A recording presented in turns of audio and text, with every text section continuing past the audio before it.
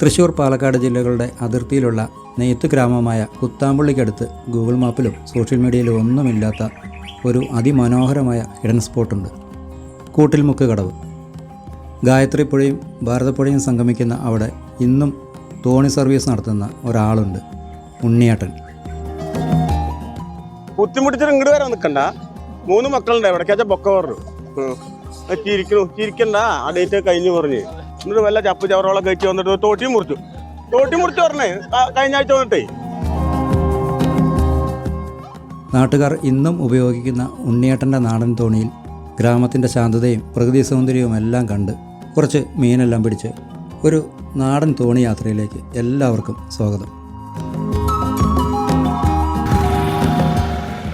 നമ്മളിപ്പോൾ ഉള്ളത് മായന്നൂർ പാലത്തിലാണ്. ഒറ്റപ്പാലത്ത് നിന്ന് 6 കിലോമീറ്റർ മാത്രം ദൂരെയുള്ള മായന്നൂരാണ് കൂട്ടിൽമുക്ക് കടവുള്ളത്. അവിടെ മായന്നൂക്കാവിൻ്റെ ബാക്ക് സൈഡിലായിട്ടാണ് ഈ കടവ് വരുന്നത്. നമ്മളൊരു ചായയൊക്കെ കുടിച്ച് കടവിലേക്ക് പോവുകയാണ്. നമ്മുടെ തോണിക്കാരൻ ഉണ്ണിയേട്ടൻ തോണിയെല്ലാം റെഡിയാക്കി അവിടെ വെയിറ്റ് ചെയ്യുന്നുണ്ട്.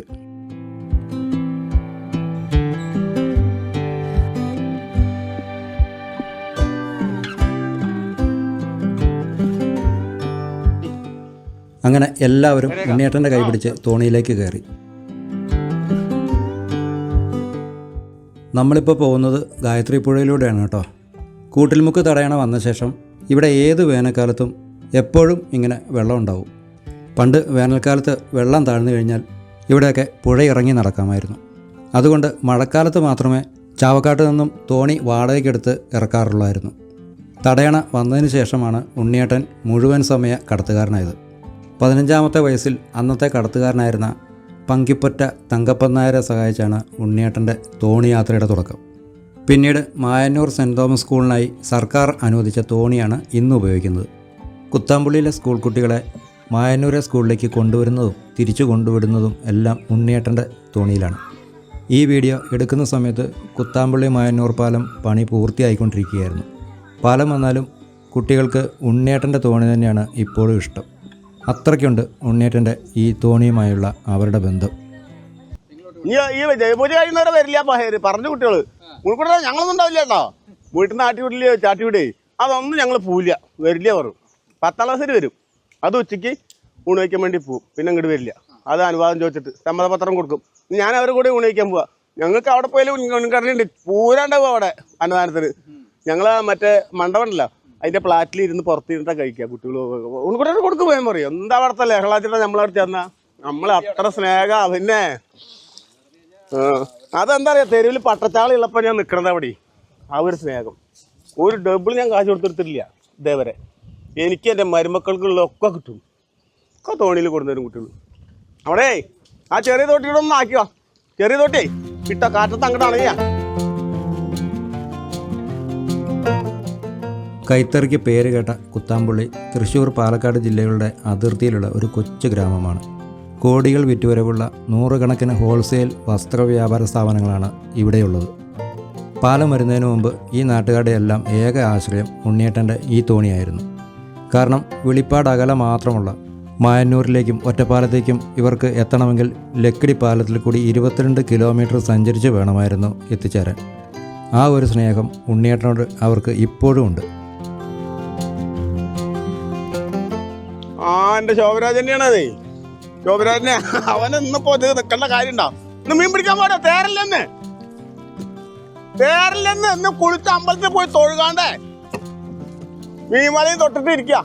കുട്ടികൾക്ക് കൂടി ഒരു ഗതി കിട്ടില്ല. പിന്നെ അതാണ് 2 ചെക്കന്മാരുണ്ട് അവനെ, ഈ സ്വീകൃതി കുട്ടന്മാര്. 1 ലിറ്റർ വാങ്ങിച്ച് തുള്ളി കുഴിക്കാണ്ടേ വെറുതെ വാലിട്ട് കളിക്കാം.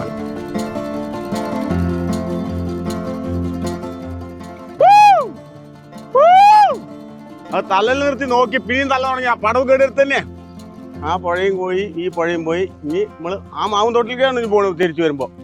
നമ്മൾ പുറപ്പെട്ട കടവിൽ കുറച്ച് കമ്പി വേലിപ്പണിക്കാർ വെയിറ്റ് ചെയ്ത് നിൽപ്പുണ്ട്. ഭാരതപ്പുഴയുടെ അങ്ങേ കരയിലുള്ള ഒരു മാന്തോപ്പിലാണ് അവരുടെ വർക്ക്. ഇനി അവരെ കൂടെ കയറ്റിക്കൊണ്ട് വേണം പോകാൻ. എന്താ തോണി ഹൈവേ റോഡ് അവിടെ വെട്ടിയായിരുന്നു. അവിടെ വിട്ടാ മരം വിട് കുറച്ച് വിട്ടാ.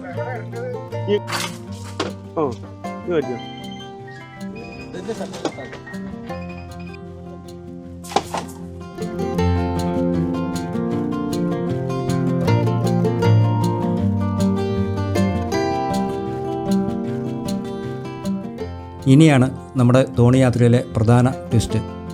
2 പുഴകളുടെ സംഗമസ്ഥാനത്തേക്കാണ് നമ്മൾ പോകുന്നത്. ഗായത്രി പുഴയും ഭാരതപ്പുഴയും സംഗമിക്കുന്നത് ഇവിടെ വച്ചാണ്. നെല്ലിയാമ്പതിയിലെ മലനിരകളിൽ നിന്നും ഉത്ഭവിക്കുന്ന ഗായത്രി പുഴ പാലക്കാട് ജില്ലയിലെ കൊല്ലങ്കോട്, നെന്മാറ, ആലത്തൂർ വഴി ഒഴുകിയെത്തി മായന്നൂരുള്ള ഈ കൂട്ടിൽമുക്ക് കടവിൽ വെച്ചാണ് ഭാരതപ്പുഴയിലേക്ക് ചേരുന്നത്. അതിമനോഹരമാണ് രാവിലത്തെ ഇവിടുത്തെ കാഴ്ചകൾ.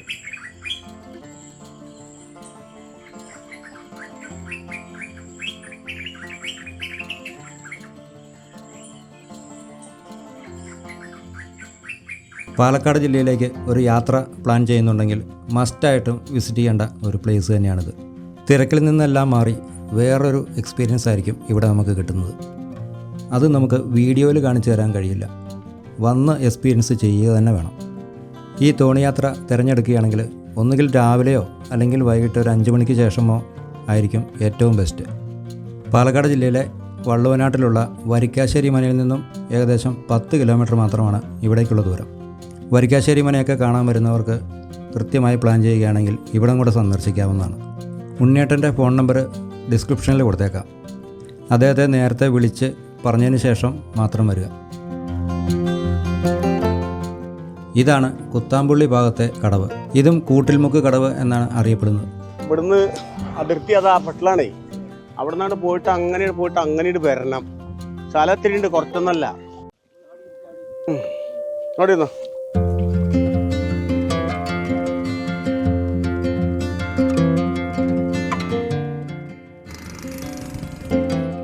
ശാന്തമായി ഒഴുകുന്ന നിളാനദി മുറിച്ച് കിടന്ന് നമ്മളങ്ങനെ അക്കരെ എത്താറായേ.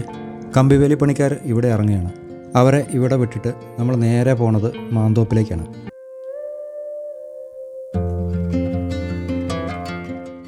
ഭാരതപ്പുഴ ഇങ്ങനെ നിറഞ്ഞു കവിഞ്ഞൊഴുകുന്നത് കാണുമ്പോൾ ഒരു 10-30 വർഷം പിന്നോട്ട് പോയതുപോലെ തോന്നും. അതിമനോഹരമായ നിളാനദിയാണ് നമുക്കിവിടെ കാണാൻ കഴിയുന്നത്. ബഹളങ്ങളൊന്നുമില്ലാതെ ഈ നദിയിലൂടെയുള്ള തോണിയാത്ര മറക്കാൻ കഴിയാത്ത ഒരനുഭവം തന്നെയാണ് കേട്ടോ.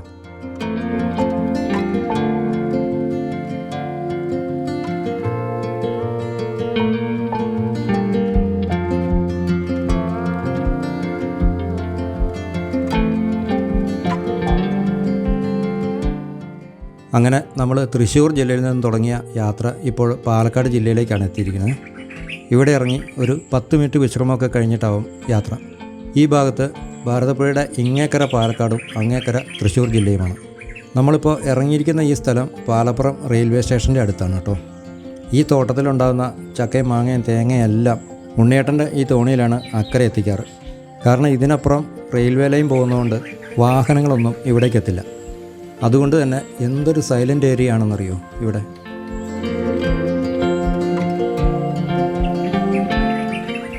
ഉണ്ണിയേട്ടൻ വിളിക്കുന്നുണ്ട്.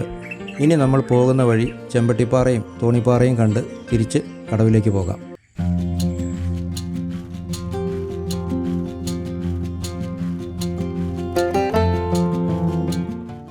ഈ ഭാഗത്തെല്ലാം ഭാരതപ്പുഴ കാണാൻ എന്ത് രസമാണെന്ന് നോക്കിയേ.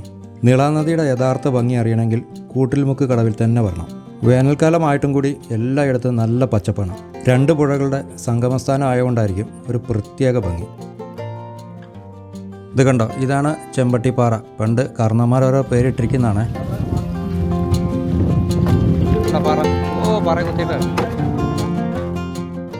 ഇത് തോണിപ്പാറ. തോണിയുടെ രൂപത്തിലുള്ള പാറയായതുകൊണ്ടാവും അങ്ങനെ പേരിട്ടിരിക്കുന്നത്. തിരക്കിൽ നിന്നെല്ലാം അകന്ന് മനസ്സ് ഒന്ന് ശാന്തമാക്കാൻ ആഗ്രഹിക്കുന്നുണ്ടെങ്കിൽ ഈ തോണിയാത്ര നിങ്ങൾക്ക് 100% ഉപയോഗമാകും. ഒരു തിരക്കുമില്ലാതെ സൈലൻ്റായി സമാധാനത്തോടെ ഈ യാത്ര നിങ്ങൾക്ക് ആസ്വദിക്കാം. ഒരേ ഒരു കാര്യം, ഉണ്ണിയേട്ടനെ നേരത്തെ വിളിച്ച് പറഞ്ഞതിന് ശേഷം മാത്രം വരാൻ ശ്രമിക്കണം. ഉണ്ണിയേട്ടൻ ഒരിക്കലും നിരക്ക് ചോദിച്ച് വാങ്ങാറില്ല, അറിഞ്ഞു കൊടുക്കുന്നതാണ് വാങ്ങിക്കുക. ഏത് സമയത്ത് വിളിച്ചാലും ഉണ്ണിയേട്ടൻ തോണിയുമായി റെഡിയാണ്. പക്ഷേ ബെസ്റ്റ് ടൈം അതിരാവിലെയോ വൈകിട്ടോ ആയിരിക്കും. അങ്ങനെ 1.5 മണിക്കൂർ നീളുന്ന നമ്മുടെ ഈ തോണിയാത്ര ഇവിടെ അവസാനിക്കുകയാണ്. ഒരുപടി നല്ല നല്ല കാഴ്ചകൾ സമ്മാനിച്ച ഈ യാത്ര നിങ്ങൾക്ക് ഇഷ്ടമായെങ്കിൽ ലൈക്ക് ചെയ്യാനും ഷെയർ ചെയ്യാനും മറക്കരുത്. അതേപോലെ ഈ യാത്രയെപ്പറ്റി എന്തെങ്കിലും സംശയങ്ങളുണ്ടെങ്കിൽ കമൻറ്റ് ബോക്സിൽ അറിയിച്ചാൽ അതിന് കൃത്യമായ മറുപടി തരുന്നതായിരിക്കും. അപ്പോൾ അടുത്തൊരു യാത്രയിൽ കാണും വരേക്കും ബൈ.